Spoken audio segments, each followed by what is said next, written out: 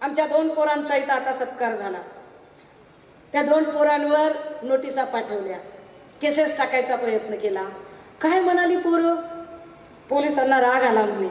म्हणजे पोलिसांना राग आला म्हणजे पोलिसांना सांगितलं कोणीतरी की आम्हाला राग आलाय बाबा. काय म्हणली ती लेकरं? अरे मलंगगडवर जत्रा होती, ते म्हणाले मा भवानी शक्ती दे, मा भवानी शक्ती दे, मलंगडाला मुक्ती दे, गद्दारांना मूठ माती दे. काय म्हणाले ते? ते म्हणाले मा भवानी शक्ती दे, मलंगडाला मुक्ती दे, गद्दारांना मूठ माती दे. मूठ माती. राग का येतोय? कुणाला येतोय? खुद तर राग येणार नाही. लेकी बोले सुने लागे. आम्ही गद्दारांना मूठ माती म्हणल्यावर राग कुणाला येतोय? गद्दार असणाऱ्यांनाच येत असेल ना. गद्दार नसेल तर त्याला राग येणार नाही. गद्दार आहे म्हणून राग येतोय. गद्दारी केली असं मनापासून वाटतंय म्हणून राग येतोय. स्वतःच काळीच स्वतःला सांगतोय की अरे तू गद्दार आहेस, तू गद्दार आहेस, तू गद्दार आहेस. काळीच सांगतं त्यांना. अजून एकदा म्हणू भैया, या 2 जणवर, या 2 जणवर केसेस दाखल करता, दहशत माजवता, भीती दाखवता, विनाकारण भीती दाखवता.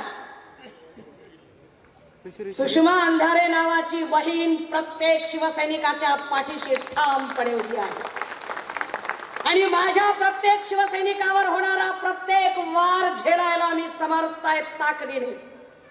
कारण मी लाख वेळा सांगितलंय की मागे पुढे बघायला काही नाही माझ्याकडे. एक 6 वर्षाचं लेकरू आहे, ते दान केलं शिवसेनेला. हे सगळे शिवसैनिक मामा बघून घेतील. एकत्र म्हणूया दादा, ये. मा भवानी शक्ती दे, मा भवानी शक्ती दे, मलंगडाला मुक्ती दे, मलंगडाला मुक्ती दे, गद्दारांना मूठ माती दे, गद्दारांना मूठ माती दे. आता जरा ताकदीनं म्हणू. आता सगळेजण मिळून म्हणूया. चला एकदा म्हणूया ताकदीनं. मा भवानी शक्ती दे, मलंगडाला मुक्ती दे, गद्दारांना मूठ माती दे. काय केस करायची ती करा. काय केस करायची ती करा. अरे हमारे सब्र का इम्तिहान देख रहे हो. एक शराफत है कि हमें रोक लेती है, वरना हम भी कुछ काम नहीं है.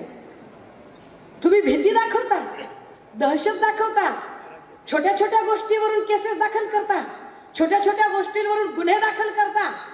जर माझ्या शिवसैनिकाने कायदा मोडला असेल, कुठेही कायद्याचा अनादर केला असेल, चुकीचं वर्तन केलं असेल, एखाद्या लेकीवालींची छेड काढली असेल, कुणाचं पाकिट मारलं असेल, कुठला एखादा काही कायदा मोडला असेल, तर निश्चितपणे त्याच्यावर गुन्हा दाखल व्हावा. त्यात आम्ही पडणार नाही.